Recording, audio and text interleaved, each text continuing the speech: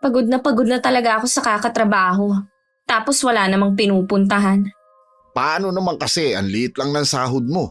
Tapos sa luho mong makeup mo lang napupunta.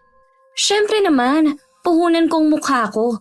Kailangan kong maging maganda dahil sales lady ang trabaho ko. Bakit hindi ka na lang maghanap ng ibang trabaho? Sinubukan ko na yan. Puro sagot sa akin, tatawagan na lang ako. Magugunaw na lang nga ang mundo, hindi pa nila ako tinatawagan. Huwag ka kasing mainip. Subukan mo pa rin mag-apply sa iba. Dapat siguro naghahanap ka na rin ng trabaho, no? Naghahanap naman talaga ako eh. Lagi na lang yan ang sinasabi mo. Pero hanggang ngayon, wala ka pa ring trabaho. Kaya hindi kita maiharap kay tatay eh. Bakit? Sinabi ko bang gusto kong makaharap ang tatay mo? Ibig bang sabihin yan, hindi ka seryoso sa akin? Seryoso? Sinabi ko bang hindi? Eh bakit ayaw mong makaharap ang tatay ko? Sabi mo nga wala pa akong trabaho. Paano ako haharap sa kanya? Kaya nga, bilisan mo nang maghanap. Oo na, nagpapatulong na rin ako sa mga tropa. Asahan ko yan ah.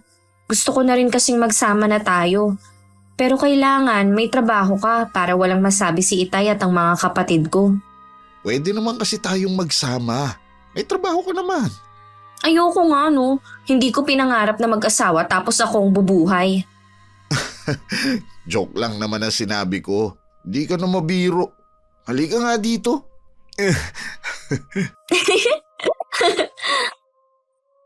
Kung gusto mong umangat sa buhay, magsikap ka at paghirapan mo ang sarili mong tagumpay. Huwag pag-interesan ng pinaghirapan ng kapatid. Dahil sa huli, ang karma ang hahabol at maniningil. Hello, Miss Gwen. Mapagpalang araw sa ating lahat. Tawagin niyo na lamang ako sa pangalang Jean, dating OFW. Dalaga pa rin sa edad na 25. Pangalawa po ako sa 4 na magkakapatid. Tubong Tarlac pero dito na sa Maynila nakatira kasama ang tatay ko at 2 kapatid. Maaga po kami naulila sa ina kaya kami ng ate ko ang tumayong nanay sa mga nakababata naming kapatid noon. Ang ibabahagi ko po ay ang kwento namin ng kapatid ko at ng pamilya namin. Tay, nandito na po ako. Oh, maaga ka yata ngayon. Hindi na tuloy kita nasundo sa may labasan. Maaga po talaga akong pinauwi ni Auntie Remy ngayon. May lakad po kasi siya at bukas pa ng gabi ang balik niya. Ganun ba? Ready sa Lunes ka na babalik sa bahay niya? Ganun na nga po. Nasaan si Renzo at Ryan? Malamang nasa computer shop na naman ang mga yun. Humingi sa akin ng pera eh. Kayo talaga, Tay. Sinasanay niyo yung dalawa. Baka mamaya ma-addict na sila sa kaka-computer. Kapag wala namang pasok tsaka sila pumupunta doon, naglilibang lang naman ang mga yun. Mabuti na lang magagaling sila sa klase nila. Dahil hindi pwedeng tatambay sila doon kung hindi. Oo nga. Kaya nga hindi ko rin sila hinihigpitan. Si Ate Sandy nga po pala. Hindi pa siya umuwi. Dapat kasi hindi na lang umupa ng kwarto si Ate Sandy. Malapit lang naman ang trabaho niya Kaya nang uwian. Gusto daw niya kasing matutong mamuhay na mag-isa. Nagbibigay po ba siya ng panggastos dito? Paminsan-minsan kapag nakakaalala siyang magbigay. Parang nagtrabaho lang siya para mabili niya ang mga luho na pinapangarap niya. Hayaan mo na. Hindi naman niya obligasyon ng tumulong sa akin mabuti nga may trabaho pa rin ako. Basta ako, Tay. Kayo ang prioridad ko. Kaya ako nagtatrabaho para matulungan kayo ng mga kapatid ko. Talaga ba magtrabaho na lang ang gusto mong gawin? Ayaw mo nang bumalik sa pag-aaral? Ayoko na pong bumalik sa pag-aaral, Tay. Mas masaya na ako na kumita ng pera. Nangihinayang lang kasi ako Huwag po kayong manghinayangan. Ito naman ang gusto ko Sige na nga. Kung saan ka masay, susuportahan na lang kita. Kayong magkakapatid. Salamat, Tay. Hindi ako kasing talino ni Ate Sandy nung nag-aaral pa kami. Madalas akong kulelat noon sa klase. 20 anyos na ako nung makatapos ako ng grade 12. Dahil nga 2 beses akong bumalik sa junior high school. Kaya nung makatapos ako, mas pinili ko na lang na magtrabaho. Kahit mahina ang ulo ko, wala namang tatalo sa diskarte ko pagdating sa pagkita ng pera. Jean! Uy, ate! Kahapon pa ako rito. Ganun ba? Kailan ang balik mo kina Auntie Remy? Bukas pa naman ang hapon. Tagal din ang day off mo Buti pinayagan ka. Wala kasi siya sa bahay eh. Bukas pa ng hapon ang balik. Kaya. Jean, may extra ka ba dyan? Ekstrang pera ba? Oo, hihiram sana ako sa'yo. Pasensya na ate Hinati-hati ko na kay tatay at sa 2 nating kapatid eh. Ganon ba? Sayang pala, dapat kahapon pa ako umuwi dito. May trabaho ka naman Hindi ka na naman nagbibigay dito. Bakit kinukulang ka pa? Nagbibigay naman ako dito Tsaka alam mo naman na maliit lang ang sahod ko at may binabayaran akong kwarto, no? Ikaw naman kasi ate. Bakit ka pa umupa? Malapit lang naman ang bahay natin sa mall na pinapasukan mo. Gusto ko kasing matuto sa buhay Masama ba yun? Hindi naman. Kaya lang lagi ka na lang gipit. Tapos, hindi ka pa nakakatulong dito sa bahay. Anong hindi ka dyan? Nagbibigay nga ako kay tatay. Paminsan-minsan lang naman. Madalas ikaw pa ang humihingi sa kanya ng pere. Magpasalamat nga sila na nakakapag-abot ako kahit papaano sa kanila. Kung tutuusin naman, hindi natin sila obligasyon. Ang may ganyang katwiran, madalas walang malasakit at pagmamahal sa pamilya. Os talaga? Sino may sabi, ikaw? Isa na ako dun. Kasi mahal ko ang pamilya ko. Drama naman. Alam mo, wala akong pakialam kung madrama ako sa paningin mo. Pero sinasabi ko lang ang nararamdaman ko. Oo na. Ganito lang kami ni Ate Sandy magbangayan pero maya-maya lang bati na kami. Pagkatapos nga ng 1 oras, nagtatawanan na naman kaming 2. Naiiling na lang siya na dumiretso na sa kusina namin. Maya-maya sumunod naman ako sa kanya dahil may dala siyang ulam. Siguradong isda yun na lilinisin. Ako na lang po ang maglilinis niyan, tay. Pahinga na muna kayo. Salamat, Iha. Dapat nga ikaw ang nagpapahinga Hindi yung hanggang dito sa bahay nagtatrabaho ka pa rin. Ayos lang po, tay. Masaya naman ako sa ginagawa ko Siya nga pala, wala ka bang balak na maghanap ng ibang trabaho? Hindi ko naman minamaliit ang pagiging kasambahay mo kaya ako nasabi. May plano naman po. Pero sa ngayon mas gusto kong kay Auntie Remy muna magtrabaho. Mabuti nakasundo mo ang auntie mo. May kasungitan kasi siya at strikta sa lahat ng bagay. Oo nga po Pero kapag sinunod naman ang lahat ng gusto niya, nabait naman po siya. Bukod tanging ikaw lang ang nakasundo niya. Bilib na talaga ako sa iyo, anak. 2 na po kayong bilib sa akin. Sino pa yung isa? Si Ate Sandy po. Magaling ka kasi makisama kahit noon pa.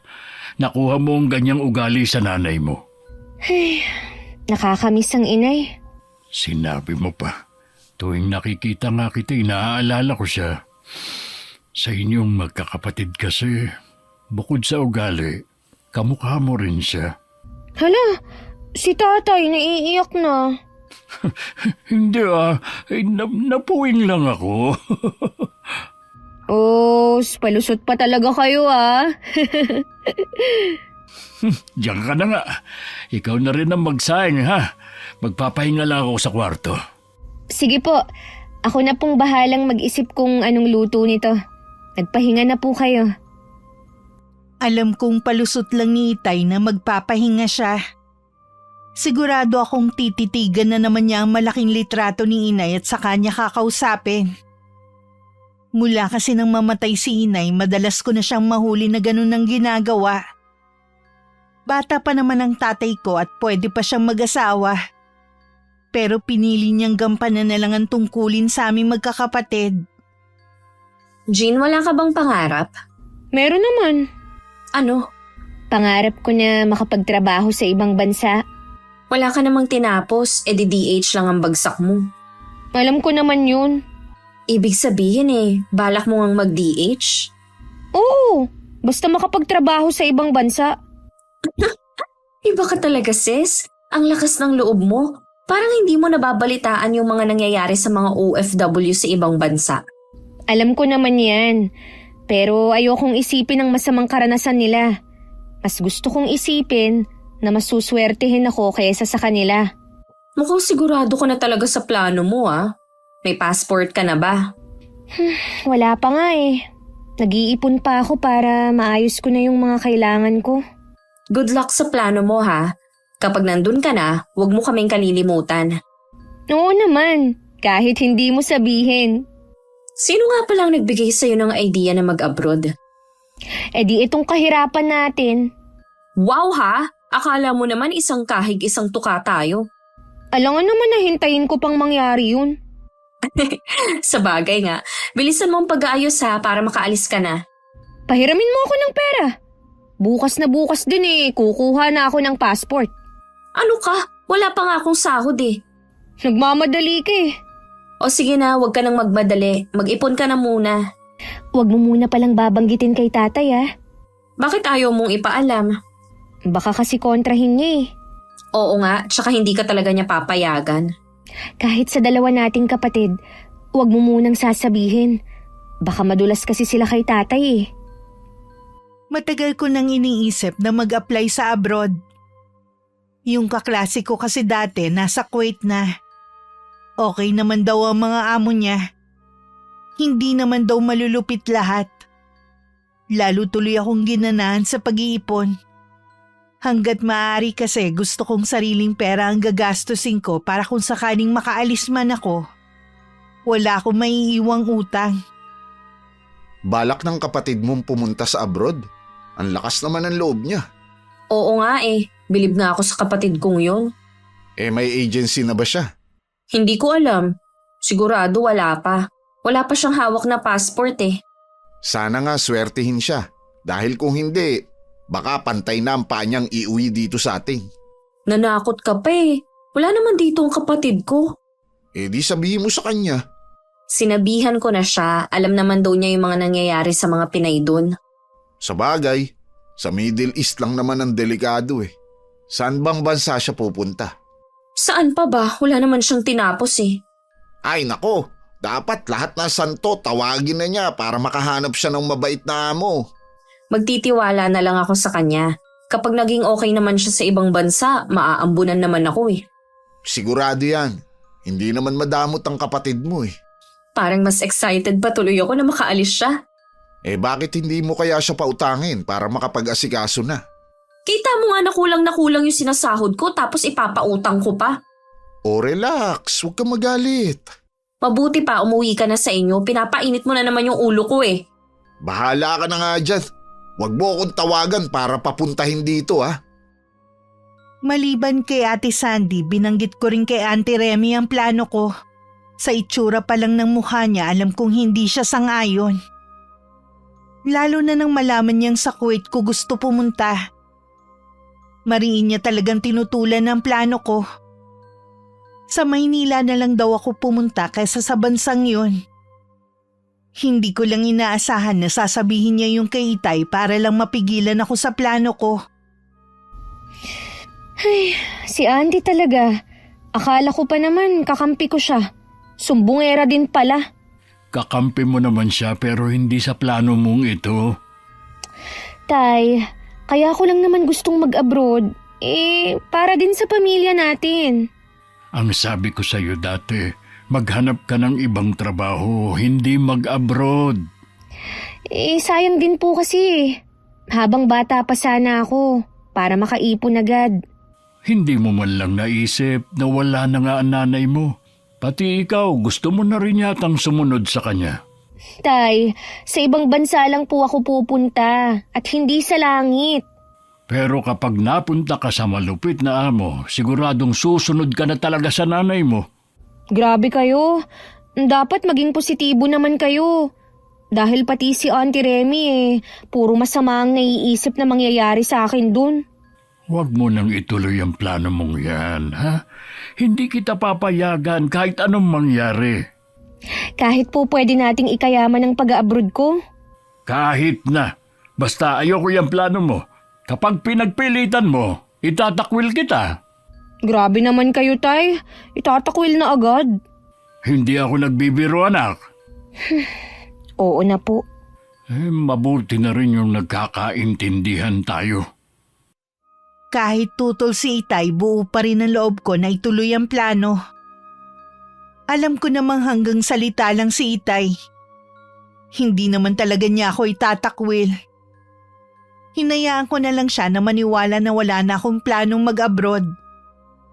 Kahit kay Auntie Remy, hindi na rin ako nagsabi tungkol sa mga plano ko. Kay Ate Sandy lang ako nagsasabi. Suportado naman niya ako sa lahat. Ituloy mo lang yan. Huwag mo silang intindihin, lalo na ang Itay. Kapag nandun ka na, magbabago rin ang opinyon nila. Salamat, ate, Mabuti ka pa. Naiintindihan ako. Alam ko naman kasi na para din sa pamilya natin ang plano mo. Siya nga pala, baka wala kang perang panggastos May alam akong pwedeng utangan. Wag na. Hanggat maaari kasi ayokong mangutang. Kaya nag-iipon ako eh. O sige, ikaw ang bahala. Basta magsabi ka lang kung nagbago ang isip mo. Maliit lang naman magpatubo yun. Tingin ko naman sapat na ang perang nasa akin. Talagang pinaghandaan mo Oo, kasi ayokong mga abala pa ako ng ibang tao. Basta kapag aalis ka na, kami nang bahala ni Jimmy ang umarkila ng sasakyan na maghahatid sa'yo. Sinong Jimmy? Boyfriend ko. Iyon ba yung anak ni Mang Hill? Oo, kilala mo pala ang tatay niya. Silang mag-ama ang kilala ko. Bakit naman sa dami ng lalaki na pwede mong juwain yun pa? Grabe ka naman sa boyfriend ko. Tambay lang kasi ang lalaking yun Baka nga ikaw pa ang gumagastos kapag nagdi-date kayo. Naghahanap na siya ng trabaho. Ewan ko lang. Yung tatay nga nun, nuknuka ng tamad. Mana lang siya sa ama niya Hindi lang yun. Manluloko pa. Hindi naman katulad ng tatay niya si Jimmy. Buong buhay niya wala pa siyang nilokong tao. Talaga lang Baka naman ikaw ang kauna-unahan niyang maluloko kung sakali. Huwag ka namang ganyan kay Jimmy. Hindi mo pa nga siya nakakaharap ng personal. Hinusgahan mo na agad ang pagkatao niya. Hindi ko siya hinuhusgahan Yun talaga ang pagkakakilala sa kanila dito sa lugar natin. Alam ba ni tatay ang tungkol sa inyo? Hindi Hindi naman nagtatanong ang tatay kung may boyfriend ba ako Ate, kahit hindi nagtatanong si tatay, dapat sinasabi mo pa rin. At dapat na pinapaakyat mo ng ligaw. Hindi yung kung saan-saan lang kayo nagkikita. O baka naman magkasama na kayo sa iisang bahay.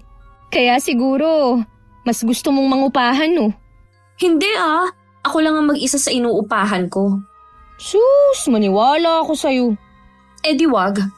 Hindi ka na lang kasi umamin Kung gusto mo, pumunta ka pa sa inuupahan ko para malaman mong totoo. Bakit pa? Kailangan mo lang naman magsabi Dahil kung hindi, isusumbong kita kay tatay. Di magsumbong ka. Akala mo naman natatakot ako sa'yo Sige, hinahamon mo ko Sa inis ko kay Ate Sandy, pag uwi ni Itay galing sa trabaho, hindi pa man siya nakakaupo para magpahinga. Sinumbong ko na agad ang kapatid ko sa pakikipagrelasyon niya kay Jimmy. Kaya naman tinawagan agad ni Itay si Ate Sandy na umuwi ng bahay. Ako naman bumalik na sa bahay ng tiyahin ko para makaiwas sa galit ng kapatid ko. Para kasing nakikinikinita ako na ang mangyayari. Totoo ba na boyfriend mo ang Jimmy na yun? Ha? Tay, siguro si Jean ang nagsabi sa inyo, no? Hindi na mahalaga kung sino ang nagsabi. Sa dinabi-dami ng mga lalaki, bakit yung Jimmy pa na yun? Tay, siya talaga ang gusto ng puso ko. Baka naman nadala ka lang ng kagwapuhan niya. Maganda naman po ako Wala namang masama kung gwapo ang pipiliin ko. Walang problema kung gwapo basta yung matino. Yung may trabaho, hindi yung dakilang tambay lang. Baka mamaya nagmana pa yun sa ama niya. Mabait po si Jimmy at naghahanap na po siya ng trabaho. Wala lang talagang mahanap. Baka naman namimili rin gaya ng ama. Hindi po, Tay. Hinihintay na nga lang niya na tawagan siya eh. Gusto kong iharap mo sa akin ang lalaking yun. Gusto kong malaman kung seryoso ba siya sa'yo. Matanda na ako, Tay. Pwede ba huwag niyo na akong pakialaman? Anak kita, natural lang na pakikialaman ko ang buhay mo. Anong gusto mo? Mapariwara na lang? Sige na nga po, papupuntahin ko na dito si Jimmy. Pakiusap ko lang sa inyo, Tay, harapin niyo siya ng maayos. Basta maayos din siyang haharap sa akin.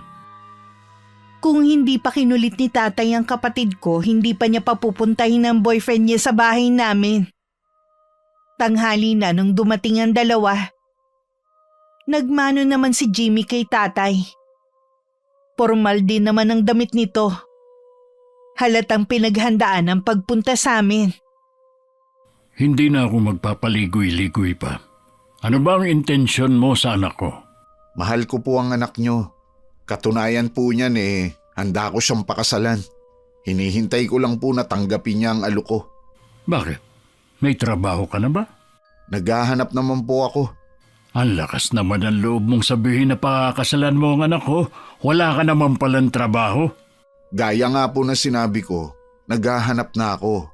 Dapat kasi trabaho muna ang hinanap mo bago girlfriend. Dati naman po akong may trabaho. Kaya nga ako sinagot ni Sandy Nung kami na, tsaka naman ako nawalan. Ayusin mo muna yung buhay mo bago ka ulit humarap sa akin. Mang Felipe naman, maayos naman po ang buhay ko Ano pa ba ang dapat ayusin? Naisip mo ba? Paano kung mabuntis mo bigla ang anak ko? Ano ipapakain mo? Sige nga. Hindi naman po siguro. Nag-iingat naman kami ni Sandy Ano sabi mo? Huwag po kayong mag-alala. Pananagutan ko naman si Sandy kung sakaling mabuntis ko siya. Hindi ko siya tatakbuhan. Maniwala kayo sa akin. Wala na rin naman akong magagawa. Hindi ko naman kayo pwedeng paghiwalayin. Sana lang, tuparin mo yang pangako mo. Makakaasa po kayo, Mang Felipe. Parehong nakahinga ng maluwag ang dalawa sa naging desisyon ni Itay. Habang nagsasaya naman ang kapatid ko at boyfriend niya, abala naman ako sa pag-aasikaso ng mga dokumento na kailangan ko. Ilang beses rin akong lumuwas para pumunta sa agency. Nakausap ko na rin ang magiging employer ko sa Kuwait. Mukha namang mabait ang mag-asawa kahit mata lang nung babae ang nakikita. Nang sigurado na ang pag-alis ko, tsaka ako nagpaalam kay Auntie Remy na bakas ang pagkabigla sa muka. Hindi niya inaasahan yun.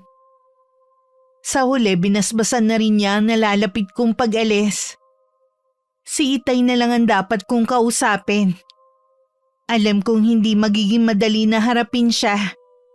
Pero kailangan kong magpaalam sa kanya. Paalis ka na sa 1 linggo? Opo, Itay. Akala ko ba nagkaintindihan na tayo na hindi ka aalis? Oo nga, Tay. Kaya lang po, sayang kasi yung oportunidad 3 taon lang naman ang kontrata ko Akala mo yata ganun lang ang 3 taon. Napakatagal noon, anak. Kaya naman handa akong magtiis. Alang-alang sa pamilya natin. Gusto ko po kasi na mabigyan kayo ng magandang buhay. Baka ginagawa mo ito para sa sarili mo. Kontento kami ng mga kapatid mo kung anong meron. Ikaw ang hindi makontento. Tay naman. Oy, sige, umalis ka. Mula ngayon, wala na akong pakialam pa sa'yo. Hindi mo na rin naman ako pinakikinggan Nakikiusap naman po ako sa inyo. Intindihin niyo naman po ako. Lagi ko naman kayong iniintinding magkakapatid. Ang gusto ko lang naman, sama-sama tayo. Mahirap ba namang hingin yun sa inyo, ha? Magkakasama nga po tayo. Pero mahirap naman ang sitwasyon natin. Hindi naman masama kung mangangarap ako, di ba? Pwede ka naman mangarap na kasama kami. Ang pag-a-abroad po ang tutupad sa mga pangarap ko. Mukhang buo na talaga ang desisyon mo. Bahala ka na. Tay, ayoko pong umalis na may sama kayo ng loob sa akin. Sa tingin mo, mabilis lang mawawala ang sama ng loob ko sa ginawa mo, ha? Alam ko po na hindi ganun kadali. Pero ayoko pong umalis na mabigat ang dibdib ko. Galit pa rin ako sa ginawa mo. Pero babasbasan pa rin kita para maging ligtas ang biyahe mo. Dahil galit si Itay, hindi niya ako pinayagan na sa bahay muna mamalagi. Habang hinihintay ang araw ng pag-alis ko. Nagpaalam na rin ako sa dalawa kong kapatid kaya bumalik na ako sa bahay ng tiyahin ko. Doon na rin ako dinalaw ni Ate Sandy para makapagpaalam sa akin. Ikaw na ang bahala kay na tatay at sa dalawa nating kapatid ha, ate. Huwag kang mag-alala, akong bahala sa kanila. Hindi ko sila pababayaan. Sa'yo ko na rin ipapadala ang pera na para sa kanila. Kahit ano kasing pilit ko, ayaw ni Itay na siya ang tatanggap ng perang ipapadala ko eh. Oo naman. Siya nga pala, kung gusto mo kapag nakakaipon ka na, kumuha tayo ng hulugan na lupa dito sa atin o kahit anong investment. Para pagbalik mo, meron kang naipundar. Paano yun maipapangalan sa akin? Wala naman ako dito. May tiwala ka naman siguro sa akin. Sa akin na lang muna ipapangalan tapos pagbalik mo, tsaka ako ililipat sa pangalan mo. Ang dali lang nun. Oo nga ate. Yun naman ang rason kung bakit ako mangingibang bansa. Kung dito lang kasi ako, malabong makapagpundar ako. Samantalahin mo habang mura pa ang mga lupa dito sa lugar natin. Sige ate, sa'yo ko na ipapaubaya ang lahat ah. Nagpapadala na lang ako sa'yo ng pera. Dumating ang araw ng pag-alis ko. Hindi na rin ako nagpahatid kay Ate Sandy. Baka kasi hindi ko kayanin. Mas gusto ko sana buong pamilya ko ang maghahatid sa akin pero hanggang ngayon galit pa rin sa akin si Itay. Nag-chat na lang ako sa kanya pero wala man lang sagot. Baon ng pag-asa na matutupad ko na rin ang pangarap ko, lumipad ako sa bansang Kuwait para magtrabaho bilang kasambahay. Tay! Tay! Nandito ako sa may likod. Bakit ba kung makasigaw ka parang may sunog sa kapitbahay? Kasi po tay, nagpadala na po si Jean ng pera. Ganun ba? Bakit parang hindi kayo masaya? Hindi ako interesado sa pera. Ang gusto kong malaman kung kumusta na ang kapatid mo doon. Nakakakain ba siya ng maayos? Mabait ba mga amo niya? Hindi ba siya minamaltrato? Isa-isa lang po ang tanong. Hindi ko naman kasi masasagot ng sabay-sabay yan eh. Di isa-isahin mo ang sagot. Bilisan mo na. Okay naman po si Jean doon. Mabait na istrikta daw po ang mag-asawa na walang anak. All around po ang trabaho niya at may 4 na aso siyang inaalagaan. 2 maliit at 2 malaki. Hindi daw siya masyadong nakakagamit ng cellphone dahil bawal po. Bakit kaya ayaw siyang pagamitin ng cellphone?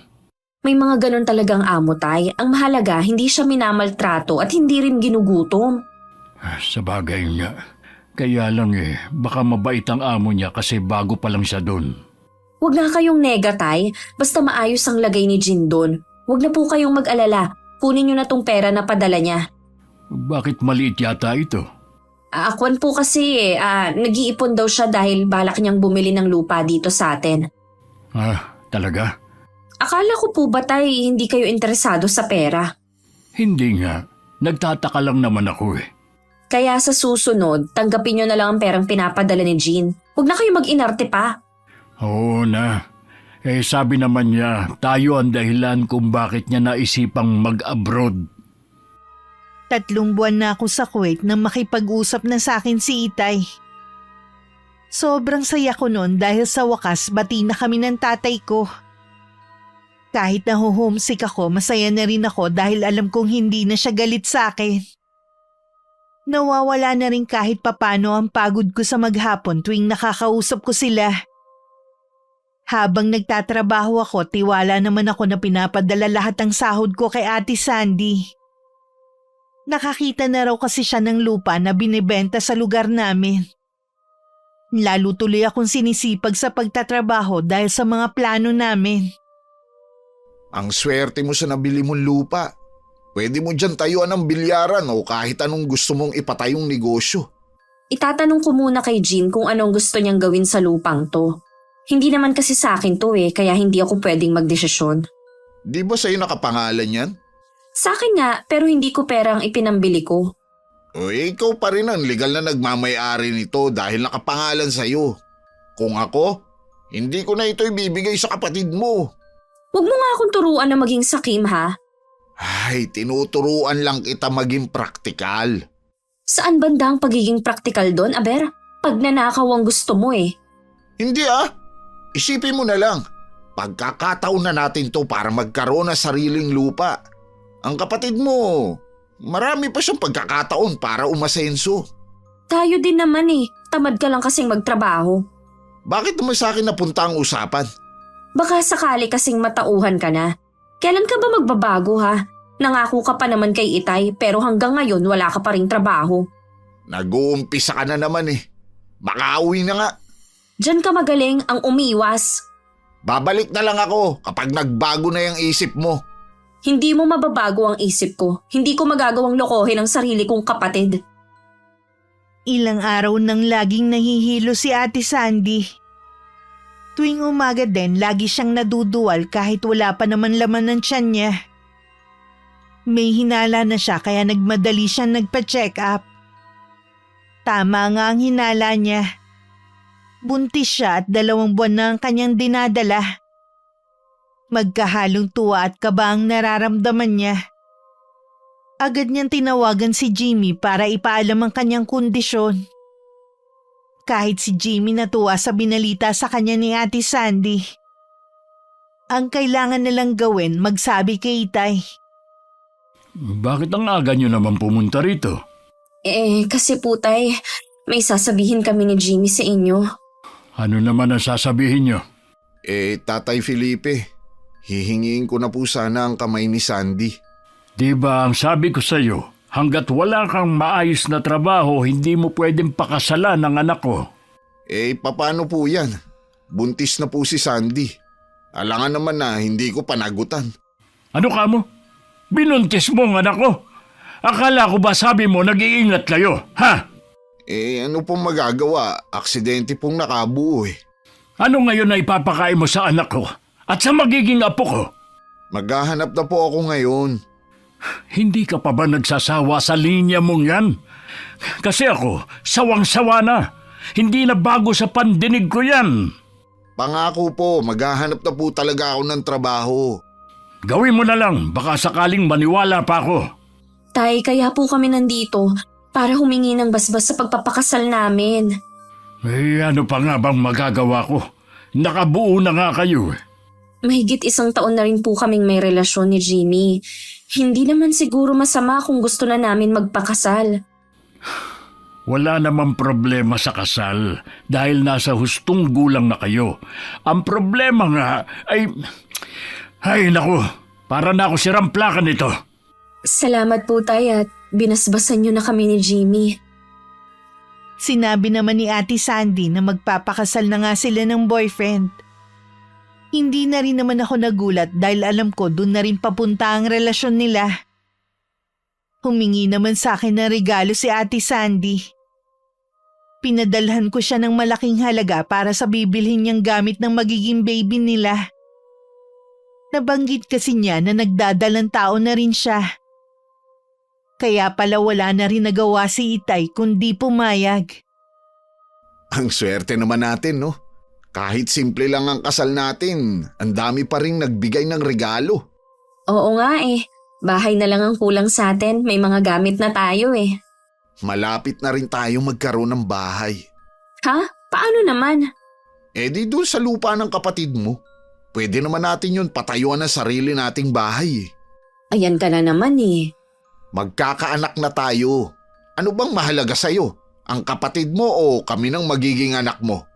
Kailangan mo pa bang itanong yan? Siyempre kayo ang mahalaga. Iyon naman pala eh. Hindi ka ba natatakot sa karma ha? Wala pa nga tayong ginagawang masama, karma na agad ang iniisip mo? Sa hinihiling mong yan sa akin, malaking kasalanan ang magagawa ko sa kapatid ko. Minsan nakausap ko si Ate Sandy. Kailangan ko raw lakihan ng padala ko para maumpisa na nila ang paupahan na ipapagawa namin. Kaya naman wala nang natitira sa akin. Ultimo yung naipon ko na ipadala ko na sa kanya. Wala naman akong pagsisisi dahil sa maganda na punta ang perang pinaghirapan ko. Nang sa wakas natapos ang pinirmahan kong kontrata, maayos ako nagpaalam sa mga amo ko na hindi na ako ulit pipirma ng panibagong kontrata. Jen, ikaw na nga. Tay, ako nga po. Kumusta na po kayo? Ayos lang naman sila Renzo at Ryan. Kumusta ka na anak? Lalo kayatang gumanda at pumuti doon sa ibang bansa. Ayos lang naman po ako. Namiss ko po talaga kayo. Sobra. Bakit hindi ka naman nagpasabi na darating ka? Ay di sana nasundo ka namin. Gusto ko po kayong sorpresahin eh.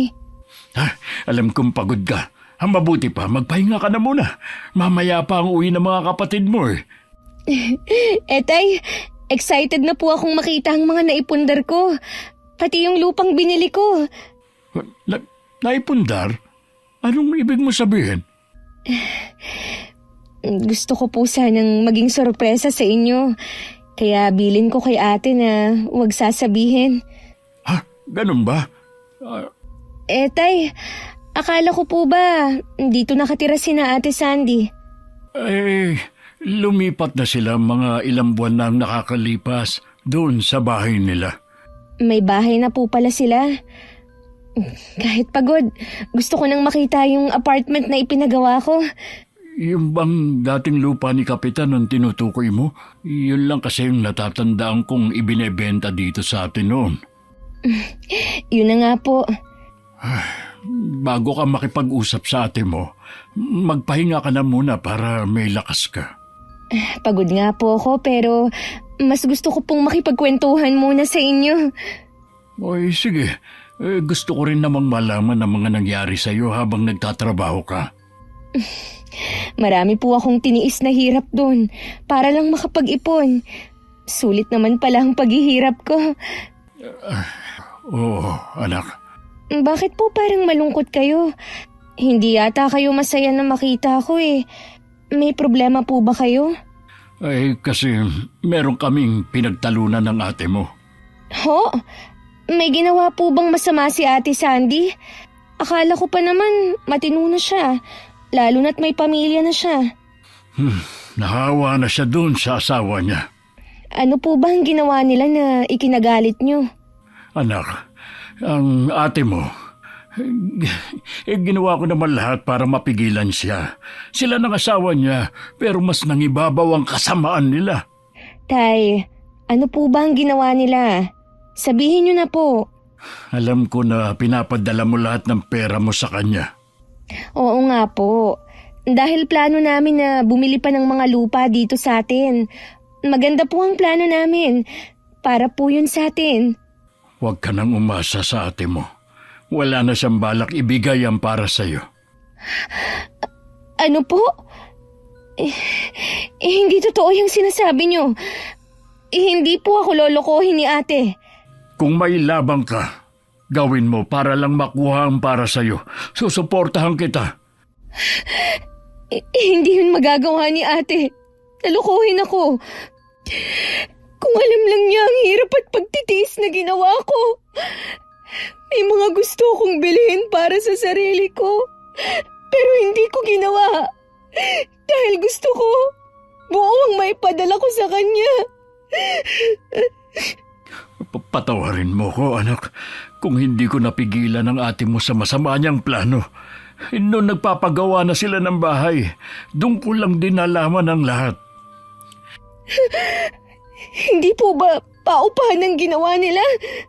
Hindi. Nagpagawa sila ng bahay. At alam ko meron silang babuyan na tatay ni Jimmy ang nangangasiwa.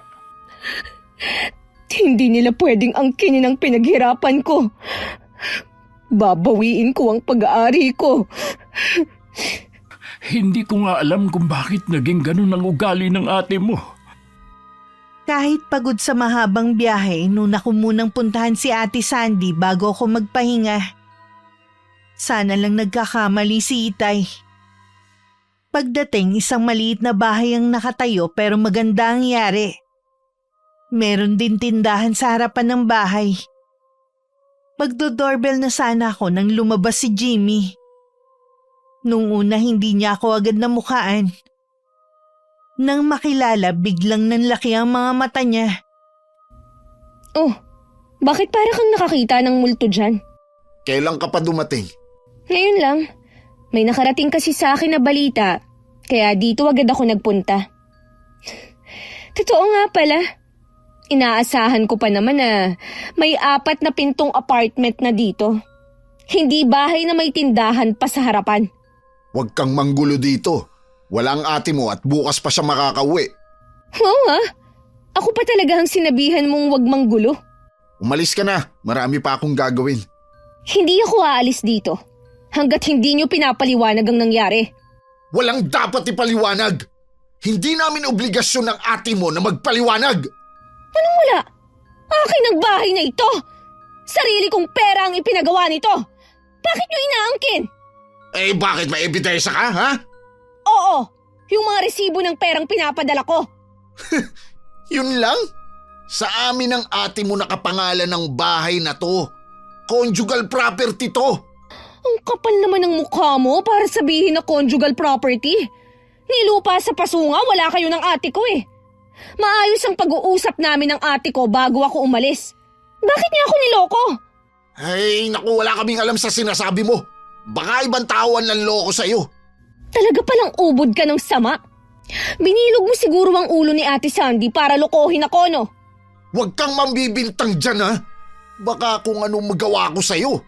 Alam mong hindi ako nang bibintang lang. Ay, mas maingay ka pa sa ate mo eh. Saan ka pupunta? Bumalik ka rito!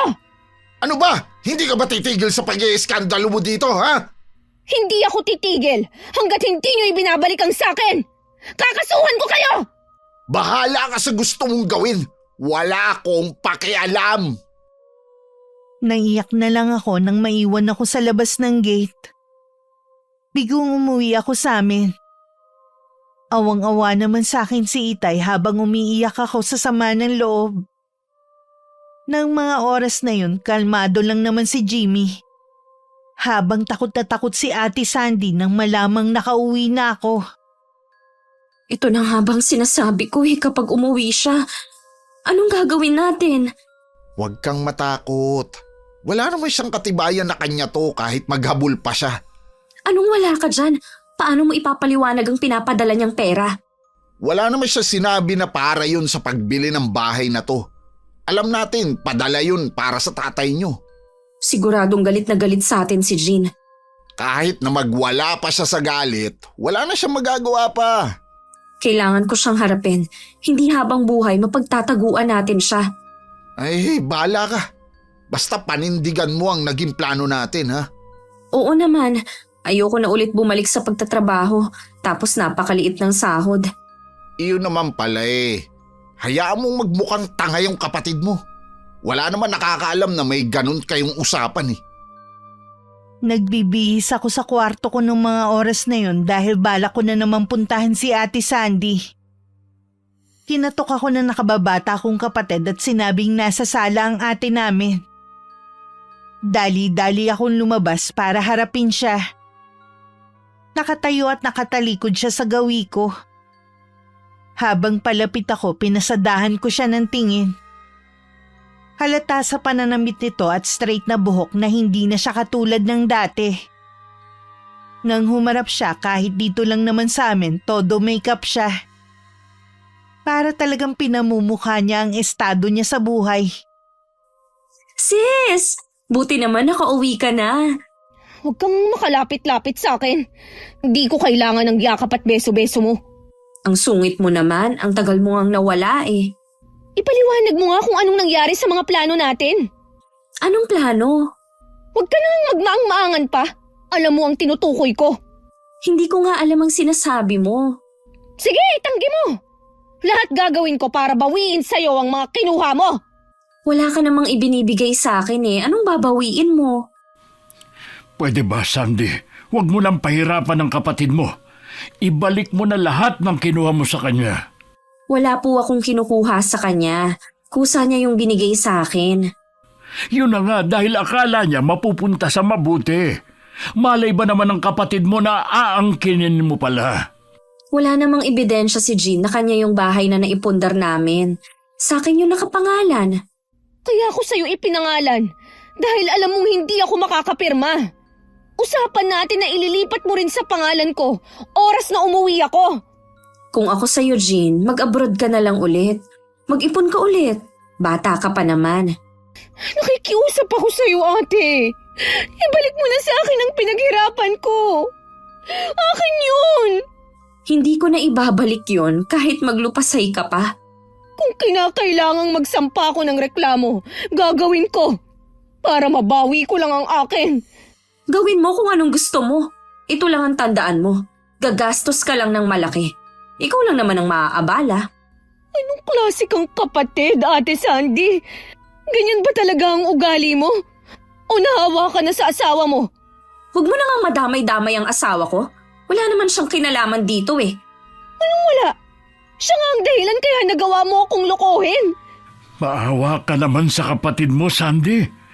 Para matapos na to, ibalik mo na ang kinuha mo sa kanya. Huwag kang makinig sa asawa mo. Hindi, Tay. Sa pagkakataong to, sarili ko naman ang iisipin ko at kapakanan ng pamilya ko. Lagi nyo na lang iniisip ang babaeng to. Palibhasa kasi siyang paborito ninyo. Pantay-pantay lang ang trato ko sa inyong magkakapatid. Alam mo yan. Ikaw nga ang mas pinapaboran ko sa inyo dahil ikaw ang panganay. Oo nga, sa amin ni Jean akong pinagtapos nyo. Naibigay nyo lahat ng kailangan ko pero ramdam ko na si Jean pa rin ang mahalaga sa inyo. Walang ibang magaling at mabait na anak sa inyo kundi siya. Ikaw lang ang nag-iisip niyan. Ni minsan nga hindi kita inubligan na tumulong sa amin ng mga kapatid mo. Si Jean, lagi siyang may kusa. Tayo ang prioridad niya kaysa sa sariling kaligayahan. Tapos kaiinggitan mo pa siya? Hindi ko po kinaiinggitan si Jean. Anong hindi? Ano yung sinasabi mo ngayon, ha? Sinasabi ko lang naman na walang mahalaga sa inyo kundi itong boba niyong anak. Ang kapal mo naman para tawagin akong boba. Baka nakakalimutan mo na dahil sa pagtitiis ko sa ibang bansa, masarap ang buhay na tinatamasa nyo. Ito ang kabayaran sa ginawa mong pangaagaw ng atensyon ni tatay sa akin mula bata. Demonyo ka talaga! Kakalbuhin kita! Walang yaka! Bitiwan mo po ko! Ultimo pagpapaganda nitong buhok mo! Galing din sa perang padala ko! Bitiwan mo sabi! Tama lang kakalbuhin kita! Tama na! Tumigil na kayo! Para kayong hindi magkapatid! Hindi na po talaga! Pagkatapos ng ginawa niya! Pati kapatid namin na abala sa labas na papasok dahil sa pag-aaway namin. Kasama si tatay, pilit kaming pinaghiwalay. Bitiwan niyo ako! Hindi pa ako tapos sa babaeng yan! Buwisit ka! Balak mo ba akong kalbuhin? Huli ka rito! Hindi lang basta kalbo! Aalisin ko pati anit mo! Pagbabayaran mo tong ginawa mo. Ikaw ang magbabayad ng malaki dahil sa ginawa mo! Mabuti pa umalis ka na, Sandy. Wala ka rin naman palang balak makipag-ayos sa kapatid mo. Wala talaga! Magsama-sama kayo sa bulok na bahay na to. Ang yabang mo na porke maganda na ang bahay mo! Itong tatandaan mo! May karma din ang ginawa mo! Hindi na nahiya si Ate Sandy na tapunan kaming lahat ng masamang tingin bago umalis. Nang sumunod na araw, pumunta ulit ako sa bahay ng ate ko pero kahit anong tawag ko, hindi nila ako hinarap. Naglabas din ako ng saloobin ko kay Auntie Remy. Nang minsan dumalaw siya sa bahay namin. Noon pa naman iba na ang ugali ng kapatid mong yon. Hindi ko lang akalain na aabot sa ganito. Buong-buo ang tiwala ko sa kanya. Hindi ko akalain na sisirain lang niya. Iniisip ko nga kung saan ba ako nagkulang ng pagpapalaki sa kanya. Wala po kayong pagkukulang, Tay. Ginawa niyo naman lahat eh. Kung desidido ka talaga na kasuhan ng kapatid mo, nandito ako para tumulong. Pero asahan mong hindi magiging madali. Siguradong gagastos din tayo ng malaki. Yung gagastusin nga po ang inaalala ko eh. Sa totoo lang, halos wala pong natira sa akin. Sinubukan mo na ba ulit na kausapin ng ate mo? Ilang beses po akong bumalik sa kanila. Hindi ko nga alam kung tama bang sabihin na bahay ko o bahay ba nila eh. Kung ano man ang magiging pasya mo, nandito lang naman kami ng tatay mo. Kung gusto mo magtrabaho ulit sa akin pwede naman. Hayaan niyo po. Pag-iisipan ko. Maraming salamat sa pagdamay mo sa amin, pinsan. Ikaw lang naman ang tumuturing sa amin na kamag-anak eh. Wala yun, Felipe. Mahalaga kayo sa akin. Lalo na itong si Jean. Kung may ipon lang sana ako. Gusto ko sanang magpahinga muna sa pagtatrabaho. Pwede naman, Iha. Alam ko na hindi lang katawan mong pagod, kundi pati ang isip mo. Salamat po, Tay. Kapag okay na po ako maghahanap na ako ng trabaho. Patawarin mo sana ako, anak. Kung wala man lang akong nagawa para tulungan ka. Wala po kayong kasalanan, Tay. Sadyang sakim lang po si Ate Sandy. Masama man sabihin, sana hindi sila patahimiking mag-asawa. Ganyan din ang iniisip ko sa kanilang dalawa. Hindi dapat sila makampante. Kailanman hindi panghabang buhay ang nararanasan nilang masaganang buhay. Lalo na galing yun sa pinaghirapan ng iba. Tama ang sinabi ng Auntie Remy mo. Anak ko siya, pero kailangan niyang pagbayaran ng ginawa niya. Karma maniningil sa kanya balang araw. Nagpasya na lang ako na hayaan na lang si Ate Sandy na magtamasa ng perang pinaghirapan ko. Isang buwan din ako nagmukmuk lang sa bahay. Tiniis ang mga chismis sa amin ng mga kapitbahay at ng makakating dila na kabarangay namin. Nang medyo maayos na ang pakiramdam ko, nagpasya akong maghanap ng trabaho. Noong una gusto ko sanang mag-apply ulit sa abroad. Kaya lang sa naranasan ko doon na hirap at malayo sa pamilya, parang hindi ko nakakayanin. Sabi ng mga kapatid mo'y naghahanap ka na daw ng trabaho? Opo, naghanap din nga ako sa online para hindi na ako masyadong lumalabas. Baka makasalubong ko lang si ate. Bihira ko lang din naman silang makita. Hindi rin yata sila lumalabas ng bahay. Huwag na silang lumabas habang buhay. Naiintindihan ko naman kung hindi mo na talaga sila mapapatawad. Hindi na po talaga. Ni ayaw ko na nga silang makita Kahit ayaw mo, pwede pa rin kayong magkita dahil nasa iisang lugar lang naman kayo Kaya nga po, gusto kong sa Maynila maghanap ng trabaho. Sabi ng kaibigan ko, pwede ko raw po subukan sa call center. Ha?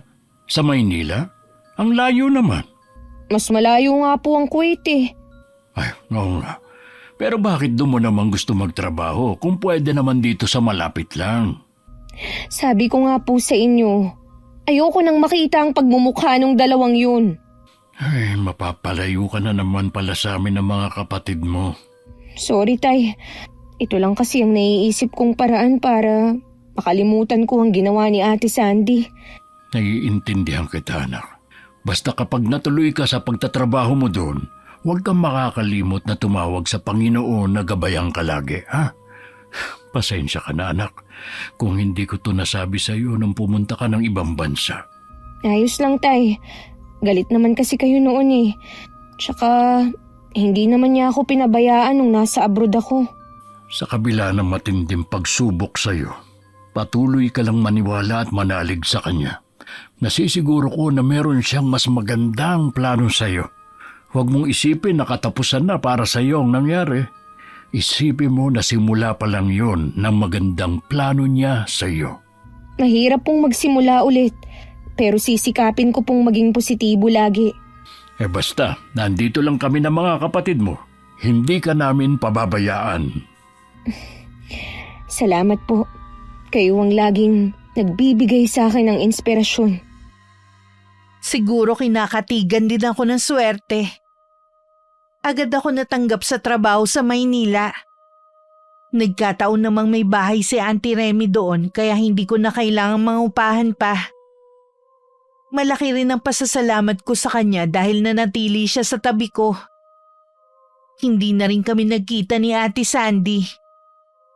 Hindi ko alam kung sadyang umiiwas sila sa akin. Iniwasan ko rin makibalita sa nangyayari sa kanila. Ang gusto ko lang magtrabaho lang para makatulong kay Itay. Balita ko sa Maynila na nagtatrabaho si Jean. Ah, talaga? Akala ko pa naman babalik siya sa abroad. Bata pa naman siya. Bakit kaya hindi na lang siya mag-abroad kaysa sa Maynila? Maliit lang sahod doon. Saan mo nga pala nalaman ang balitang yan? Kay paring Alwin. Di ba malapit lang bahay niya sa tatay mo? Tapos yung asawa niya, marites din. Kaya hindi ako masyadong naglalalabas eh. Pinagpipiestahan kasi ng mga chismosa ang buhay natin. Huwag mo na lang silang pansinin. Hanggang kuda lang naman yung mga yun eh. Tama ka, hindi ko lang kasi maiwasan na maapektuhan sa mga sinasabi nila eh. Bakit nga pala bihis na bihis ka? Bagay ba sa akin ang naka-Amerikana? Saan ka ba pupunta ha? Birthday nung kumpare ko galing Canada. Inimbita ko.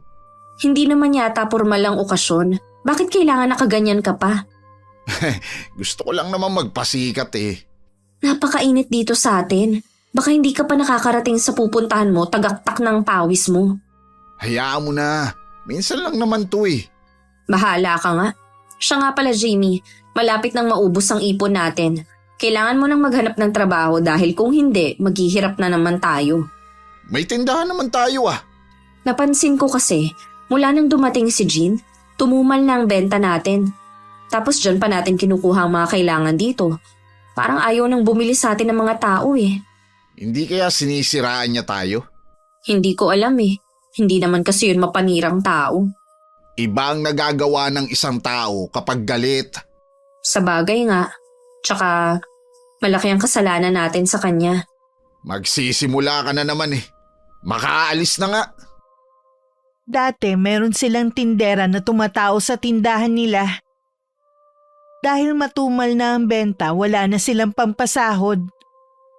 Kaya kahit may inaalaga ang anak, si Ate Sandy na rin na nagbabantay.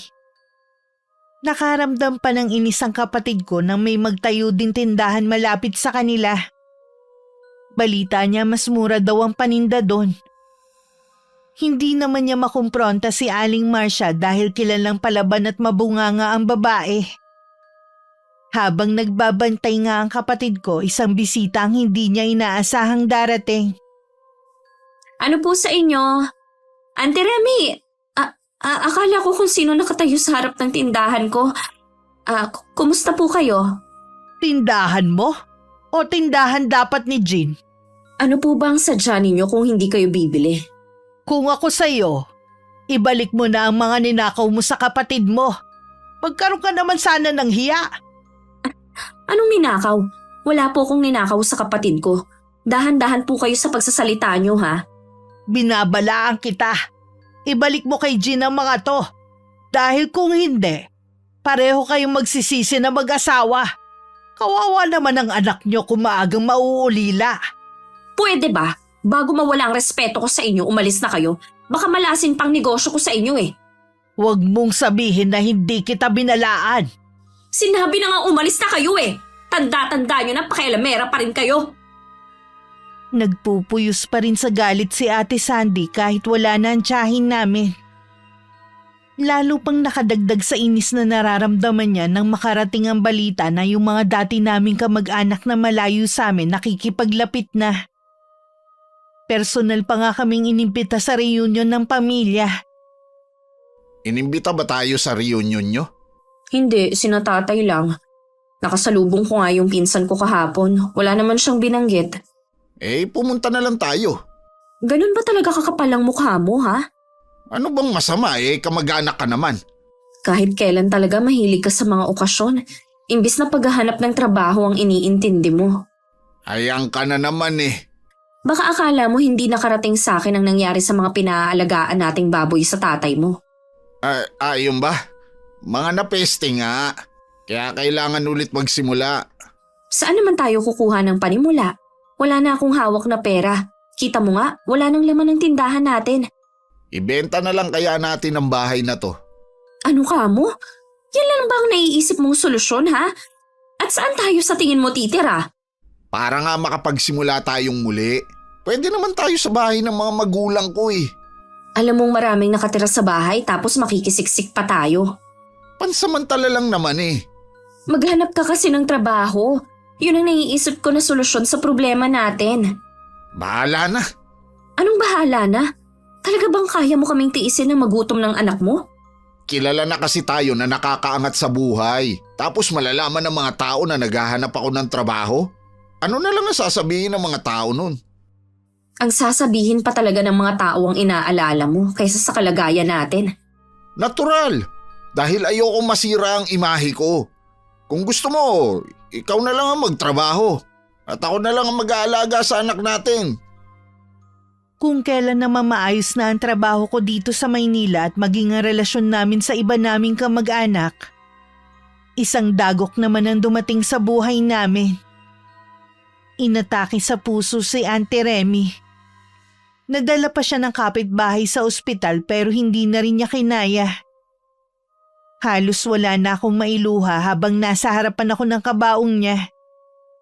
Pero sige pa rin ako nang iyak. Auntie Remy, bakit yun naman kami iniwan agad? Diba sabi ko, babawi pa ako sa inyo ni tatay. Wala na tayong magagawa pa, anak. Hanggang dyan na lang talaga ang Auntie Remy mo. Kaya lang, tay, hindi pa ako nakakabawi sa kanya. May plano pa ako kasama kayo. Nasisiguro ko sa'yo na ang huling sandali ng Auntie Remy mo ang pinakamasaya sa lahat. Wala siyang bukang bibig kundi ikaw. Alam mo naman na napakasungit ng auntie mo na yan. Bukod tanging ikaw lang ang nakasundo niya. Kaya marami sa mga kamag-anan natin ang bumilib sa'yo. Yung pagiging masungit ni Auntie Remy, pakitang tao lang po niya yun. Dahil sa ilang beses siyang naloko at nasaktan noon. Pero nung kami ang magkasama, wala na kaming ginawa kundi magtawanan. Para kaming magbarkada noon. Hindi ako tatagal sa pagtatrabaho sa kanya kung hindi siya mabait. Kinailangan ko lang talagang mag-abroad noon dahil sa pangarap ko. Isipin na lang natin na masaya na siya kung nasaan man siya naroroon. Tapos na ang paghihirap niya dito sa lupa. Yun na nga lang po ang iniisip ko eh. Pero masakit pa rin po na hindi na natin siya makakasama. Ganon talaga. Lahat tayo may hangganan sa mundong ito.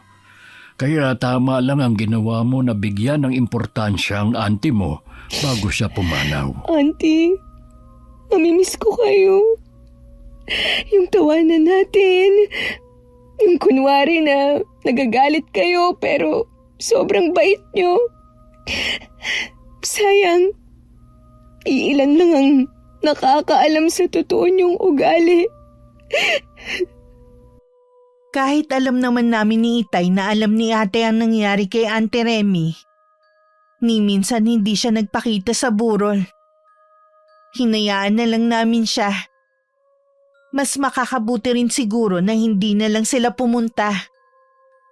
Pagkatapos nga ng 5 araw, hinatid na namin sa huling hantungan si Auntie Remy. Kahit ang panahon nakikiramay sa amin dahil nung umalis kami sa bahay, mainit naman. Nang malapit na kami sa sementeryo, tsaka naman bumuhos ang ulan. Kahit tumuwi kaming basa, hindi ko maramdaman ang lamig. Tanging pagluluksa lang ang nararamdaman ko.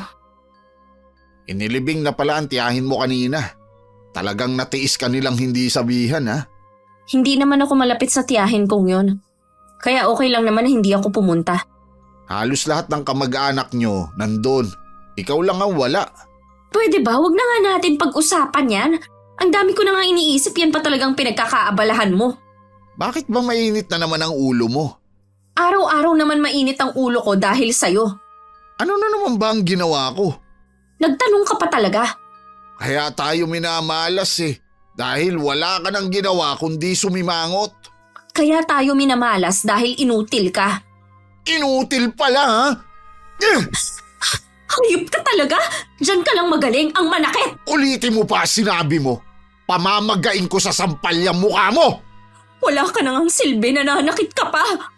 Una pa lang, alam mo nang ganito na ako. Kaya wala kang magagawa kundi magtiis. Demonyo ka! Hindi ka pa mawala! Hindi ka ba talaga titigil? Ha? Ah! Ano nangyayari sa'yo? Biglang sumakit ang dibdib ko. Parang may kung anong tumutusok. Okay ka na ba ngayon? Medyo nawawala na. Namumutla ka pa rin hanggang ngayon eh.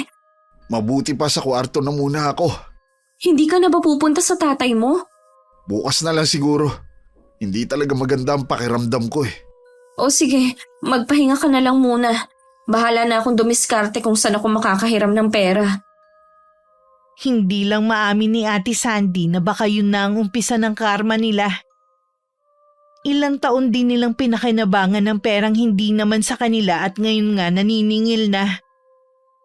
Biglang sumagi sa isip niya ang huling pag-uusap nila ng tiyahin namin. Sa isang iglap parang gusto na lang niyang ibalik ang nakaraan. Kung hinahabol ng kamalasan si Ate Sandy, swerte naman ang dumating sa akin. Totoo po ba, Tay? Sa akin iniwan ni Auntie Remy ang ari-arian niya. Oo, anak. Nagulat nga rin ako eh. Kasi wala namang anak yung tiyahin mo. Bukod tanging ikaw lang naman ang malapit sa kanya.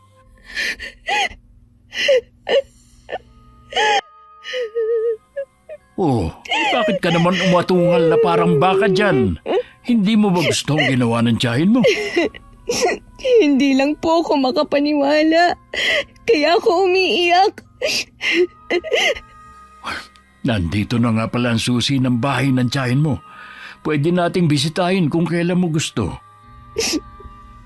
Parang hindi ko pa po kaya na pasukin ang bahay niya. Ang dami kasing alaala dun eh. Tutal naman, sa Maynila ka naglalagi.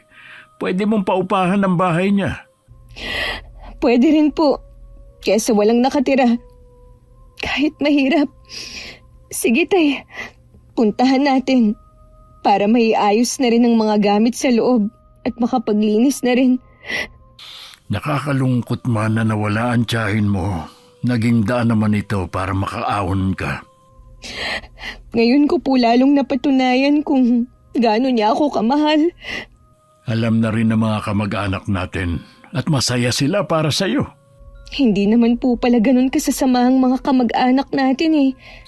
Oo nga, minsan talaga hindi maganda yung mauunang panghuhusga dahil lang sa hindi tayo pinapansin. Oo nga po. Nung reunion nga po, ang saya nating lahat. Doon ko sila mas lalong nakilala. May kasalanan din naman ako. Dahil sa agwat ng katayuan ng buhay natin sa kanila, parang nahiya na akong makipaglapit. Pero pagkatapos ng reunion, lagi na kami nagbabatian ng mga pinsan ko. Ganon din po ako. Biglang nawala ang ilangan. Oh, paano? Bukas na tayo pumunta sa bahay ng tiyahin mo. Magpahinga ka na muna. Kinabukasan nga pagkatapos ng almusal pumunta na kami sa bahay ni Auntie Remy. Sa bungad pa lang ng pinto nangingilid na ang mga luha ko. Kahit saan sulok ng bahay naaalala ko si Auntie. Tama lang siguro ang sinabi ni Itay na paupahan na lang namin ang bahay na ito. Hindi ko rin kasi kakayanin na tumira dito dahil baka malunod lang ako sa lungkot. Nakita ko nagtungo sa may kusina si Itay. Ako naman pinasok ko ang kwarto ni Auntie. Yun ang kauna-unahang pagkakataon na mapapasok ko yun. Noon kasi mahigpit niyang ipinagbabawal ang pagpasok doon. Nang nasa loob na ako, nagulat ako sa nakita ko. Kaya tinawag ko si Itay. Ano po ang ibig sabihin ng altar na ito? Bakit may ulo ng kambing? Hindi kaya yan ang sinasamba ni Auntie Remy? Sa palagay ko, nagsagawa siya ng ritual dito. Para saan po? Ang gamit na nandito ginagamit sa orasyon para tawagin ang prinsipe ng kadiliman. Hindi ko alam na may alam sa karunungang itim si Ate Remy. Ibig niyo pong sabihin, mangkukulam siya? Ganun na nga. Pero sino kaya ang kinulam niya? Kahit ganun po na masungit si Auntie Remy, wala naman po siyang nakakagalit dahil ilag nga sa kanyang mga tao. Nung hindi pa kami nagkakakilala ng nanay niyo, may balita na kumakalat dati sa lugar na ito na ang nanay daw ni Ate Remy may alam sa karunungang itim. Pero wala namang makapagpatotoo hanggang sa namatay na lang siya. Hindi po kaya si Auntie ang nagmana ng kaalaman ng kanyang ina? Ganun lang nga yun. Dahil hindi inaasahan ang kamatayan niya, hindi niya na naitago ang lihim niya. Iniligpit na namin ang mga gamit na nandun. At inilibing na namin sa hukay ang mga gamit niya sa pangungulam. Si tatay na rin na nakipag-usap sa pare para mabindisyonan ng buong bahay bago namin papinturahan. At ipaayos ang ilang sira katulad ng cabinet sa kusina. Isang buwan din bago namin yung pinaupahan. Isang pamilya ang umuupa doon na may isang anak na dalaga at pareho ding may trabaho ang mag-asawa. Hindi mo man lang ba dadalawin ang pamilya mo?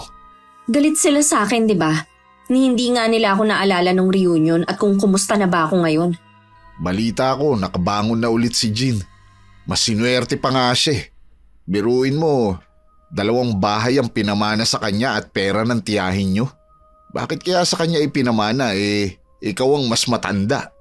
Malapit siya sa tiyahin namin yun kaya hindi na nakapagtataka.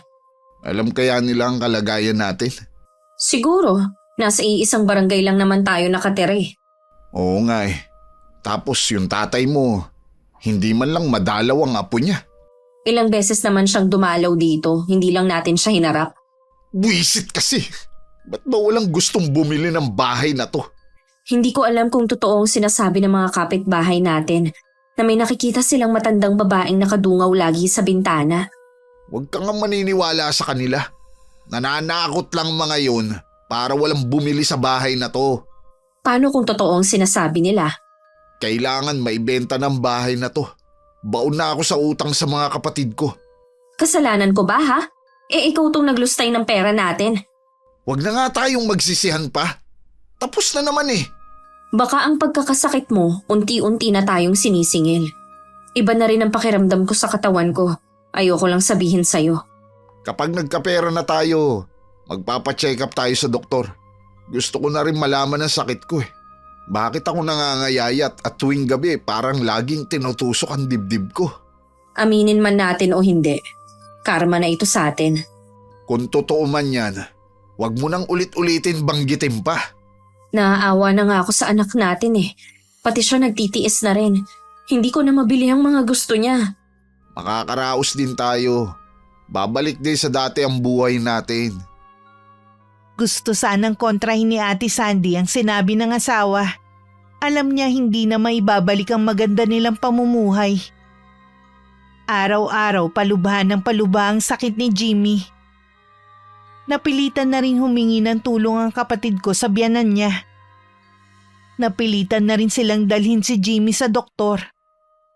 At kahit siya pinatingnan na rin pero hindi matukoy ang sakit nila. Ibinebenta na pala ang bahay ng ate mo. Baka wala na silang panggastos, kaya ibinibenta na. Wala naman kasi sila parehong trabaho eh. Oo nga.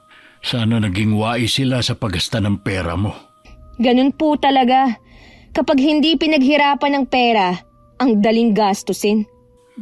Hanggang ngayon ba galit ka pa rin sa ate mo? Hindi na po, tay. Pero ayoko na rin pong makipaglapit sa kanya. Kung gusto niyo po siyang kausapin, hindi ko kayo pipigilan. Inaalala ko kasi ang apo ko. Gusto ko sana silang dalawin bago tayo manirahan sa Maynila. Subukan niyo pong dalawin ang apo niyo. Baka sa pagkakataong ito pagbuksan na kayo ng pinto, wala na naman silang maipagmamalaki. Susubukan ko nga ulit na dumalaw.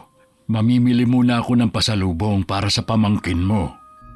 Tay, sigurado po ba kayo na hindi lang kayo napipilitan na sumama sa akin sa Maynila? Oo naman.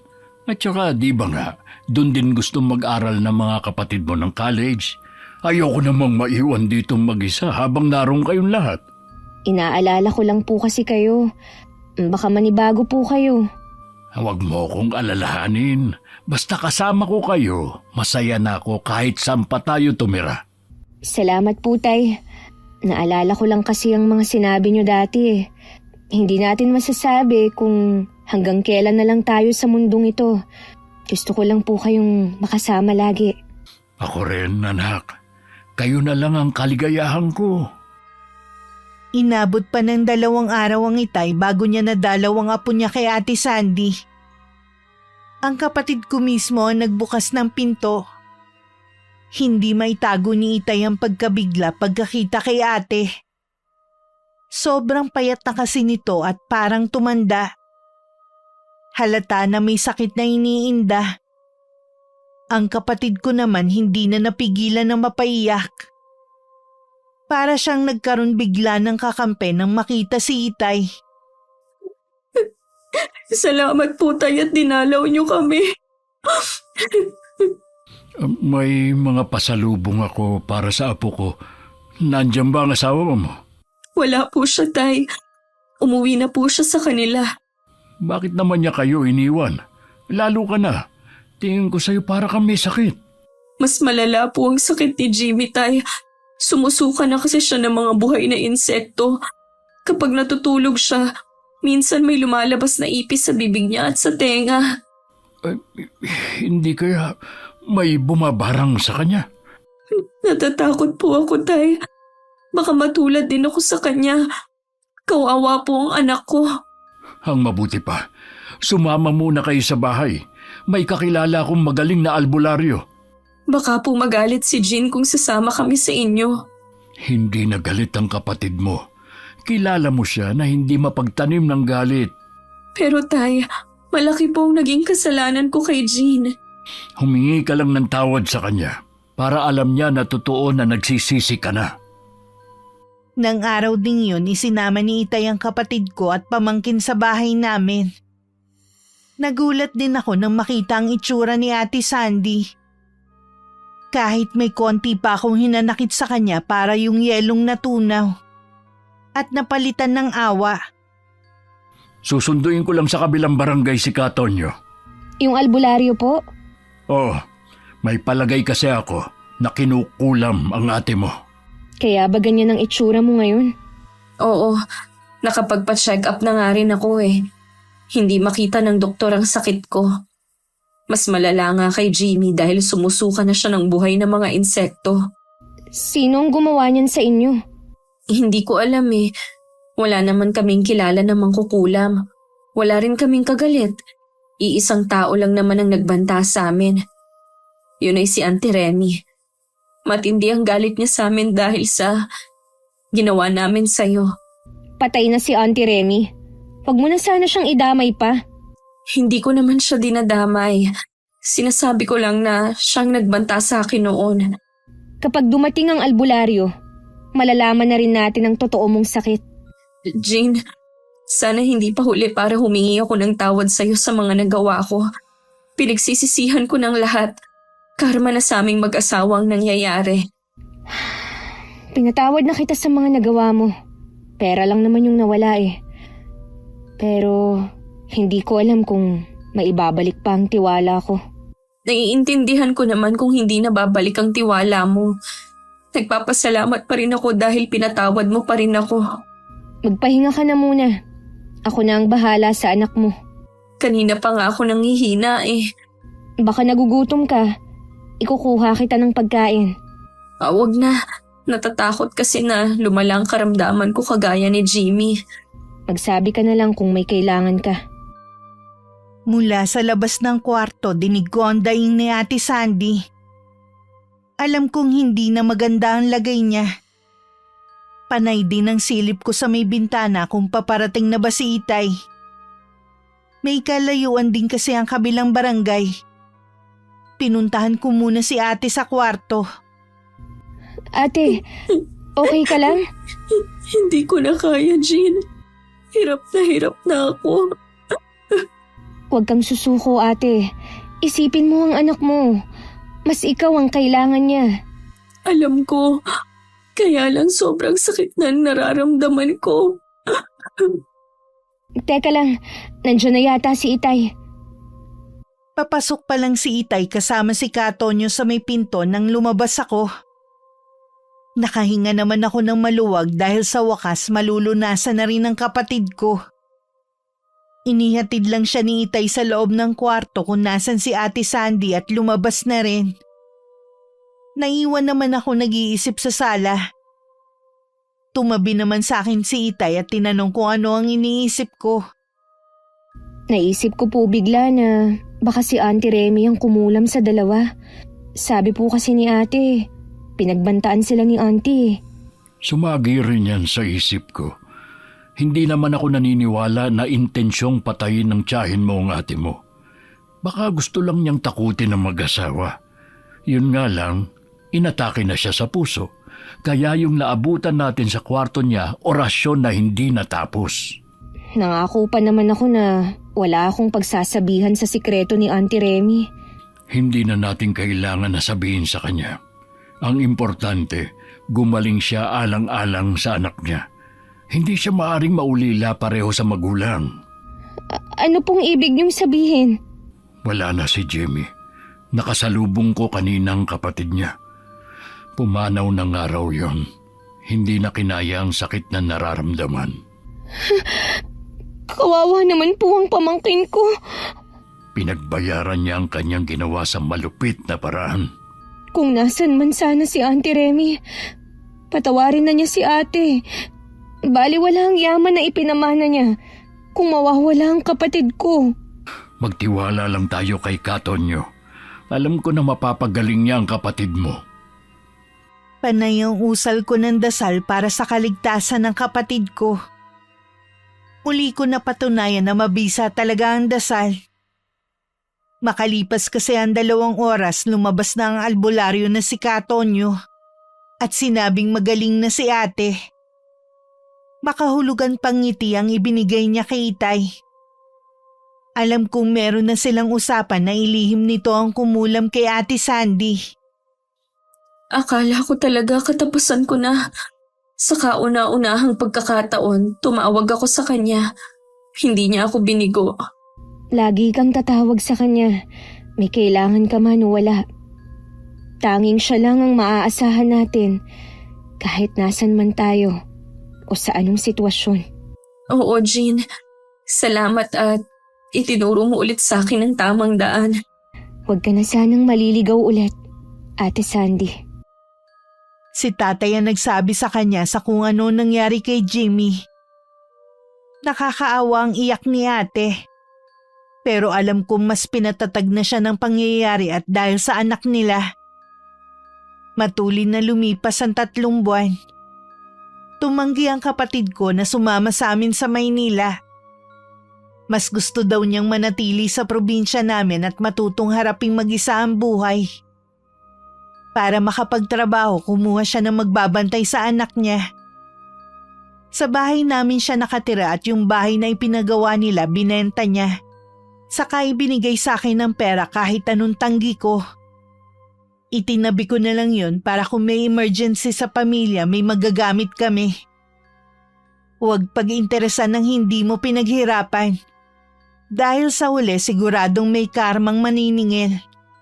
Katulad sa nangyari sa kapatid ko. Sa umpisa lang sila naging masaya at marangya ang buhay. Sa huli, puro sakit at pighati ang naranasan nilang mag-asawa. Kaya bago gumawa ng masama sa kapatid o ibang tao, pag-isipan muna ito ng maraming beses. Salamat sa pagpili ng aking storya, Miss Gwen. Naway kapulutan ito ng aral ng inyong mga taga-subaybay. Wakas.